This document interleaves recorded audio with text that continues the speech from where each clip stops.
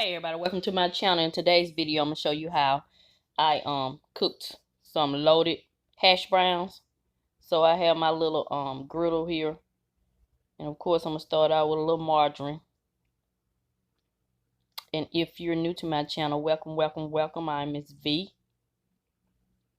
I'm currently transitioning to a plant-based lifestyle.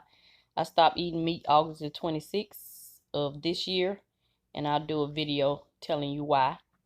And so I went ahead and started cooking the hash brown. They were still frozen, so I turned them down kind of low.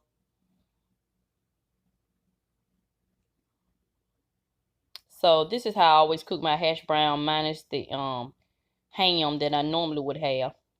I always start out with a little seasoning salt.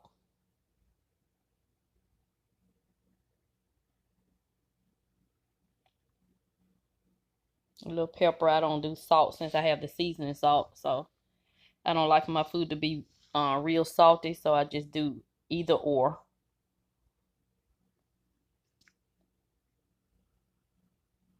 And these are my ingredients: bell peppers, onions, tomatoes, and mushrooms.